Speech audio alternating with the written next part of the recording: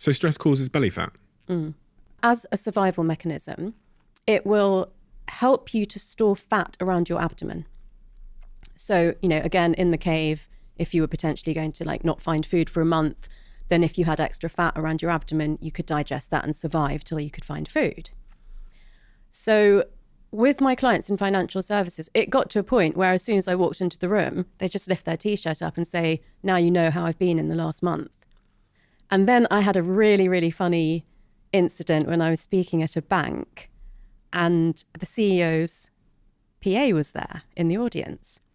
And I was explaining that, leadership stress leaks down, that stress can lead to abdominal fat that you can't shift. And she shouted out, so he's the reason that I'm fat. But Steve, no one laughed. Really? Yeah. And that's when I knew that, okay, he obviously is really stressing everyone out. Oh gosh, no one laughed. No. Through fear or something, or just because they all just thought it was true? It wasn't funny. It was true. Jesus. Again, what I would see with people is that they would say, oh, I've put on a bit of weight around the middle, had to loosen the belt a bit. So I've started eating less. I've started exercising more, and I still can't shift it. And again, that's when I would explain this is the impact of cortisol. As long as you're still leaking out extra cortisol, nothing's going to change. So, and like I said, even exercising more or eating better, less or differently, whatever it is, wouldn't shift that fat. You had to get to the root cause. You had to reduce the cortisol. It also made me think about when you consider promoting someone in your organization, you have to be very careful that if you put a particularly stressed, cortisol leaking individual high in the organization, there's going to be a significant impact for everyone below them. Yeah. Is that accurate? Is that an accurate observation? Yeah, no, that's a really good way of putting it. I mean, I always think of that phrase, what got you here won't get you there, which is more about the fact that people get promoted because they're good at what they do, but they don't really get taught all the, best management and leadership skills. But that's a really pertinent point. If they're a person who is stressed, particularly who suppresses stress, which some of these, successful people do, then it would have an impact down the organisation. It begs the question then. So if someone's listening to this and they go, do you know what, I'm a leaky cortisol person, I'm highly stressed, and it's probably getting to people around me, what can I do about that? So first of all, if someone's saying that, half the battle is won. The problem is when people are not aware of that. But let's say you are. So let's say that I give you that list of signs and symptoms that you've got high levels of cortisol, which include things like sleep disruption, because cortisol is part of the 24-hour clock. Melatonin helps us to wake up. Melatonin helps us to fall asleep. Cortisol helps us to wake up. Maybe you've noticed the belly fat. Because of the really strong connection between the brain and the gut, any sort of reflux or indigestion symptoms are often signs that you've got high levels of cortisol too. And of course, things like irritability and mood changes. What I mostly would hear people say is that I can just about keep it together when I'm at work, but when I get home, if my kids are, annoying or my partner's asking for too much, I just snap. So that means you're one step away from snapping at work if somebody pushes you too far. So that's not good. Because cortisol is pro-inflammatory, it's very drying of the system as well. So you might notice that your skin's really dry or you've got skin problems. Your skin isn't just the physical border of your body, it's the psychological boundary of your body too. So often stress shows up in the skin. Then there are two main things that you can do. One is physical exercise, because you can literally sweat cortisol out of your body. So you can sweat excess cortisol out of your body by doing aerobic exercise. The other one is journaling, so writing out what's on your mind rather than just let it be in there and keep going round and round. Or if you've got a therapist or a trusted friend, speaking it out loud. So it's all about getting cortisol and or the negative thoughts that are associated with your stress out of your brain-body system. I've had a real revelation in my life over the last maybe 6 months about sleep. Again, it's why I said, I think before we started recording, that I don't have any meetings scheduled before 11 a.m. and I sleep with my eye mask on and I just wake up when I wake up. Yeah, me too. Oh, really? Yeah.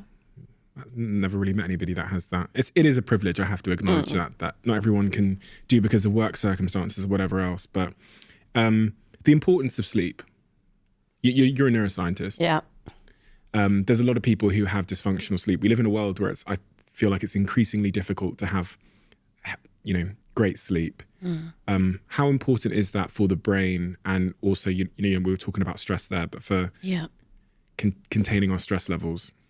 It's so important. I can't stop going on about it. And I do understand that for some people it's not a choice, that they just don't sleep well, or their sleep gets interrupted because they've got young kids, or they do shift work. So I'm not particularly talking about the people where there's a reason that you can't sleep in this way. I'm mostly directing this out. If you have a choice, this is the way that you need to sleep and this is why. If you don't have a choice, there are some things that you can do to mitigate it as well. I mean, obviously I have done shift work as a junior doctor in the NHS, and I travel a lot, so I'm like jet lagged half the time. But I try to do everything I can to make that as good as possible. And the reason is, we've always known that when you sleep, you lay down your memories and new learning, you process your emotions, the cells in the body regenerate themselves. We've known that for a long time. That's never really been enough for these very driven CE level people to want to give up 8 hours a night to sleep. It's, if they feel they can get by on 4 or 5, then they'll rather do that because they've got so much to do. The ideal is 8 hours and 15 minutes in population norm studies. So that doesn't mean it's for everyone, but for most people, that's the ideal. Actually sleeping more than that can be depressogenic, so it can start to lower your mood. So you don't want to really be sleeping for 9+ hours, but you ideally need to be in bed for 9 hours to get that amount of sleep.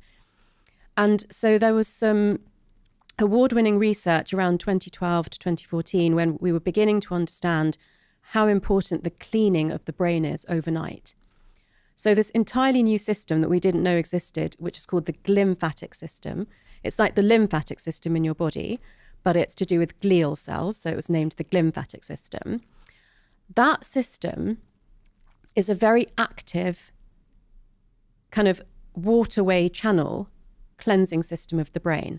We used to think that the fluid around the brain, and there's ventricles, which are like lakes, and then there's just like trickling areas, that sort of passively dripped through the brain overnight. We did not expect to see like jets of fluid flushing out toxins from the brain. So the exact things that we see in the pathology of dementing diseases like Alzheimer's and Parkinson's, like tau proteins and amyloid plaques and neurofibrillary tangles. How do you say that in English? Those things are being flushed out of the brain very actively overnight. And that process takes 7 to 8 hours to complete the cleaning. That's why you need to be in bed for 8 to 9 hours. So it takes 7 or 8 hours of restorative sleep, or just being in bed? Just sleep. Not in bed. If you're in bed awake, you're not asleep. You have to be asleep. But you'll go through the different sleep cycles every 90 minutes. This isn't in time with that. This is just taking 7 or 8 hours to flush this stuff out of your brain. So one of the things I do say to people who don't sleep well is, if you find yourself awake at night and you're not lying on your side, turn yourself onto your side, because that's the best position for this cleansing process. I actually have a special pillow that makes me sleep on my side, because I wasn't naturally a side sleeper. So it doesn't matter if it's the left or the right, but that is a better position in terms of the veins in your neck than sleeping on your back or your front. So that's one thing you can do.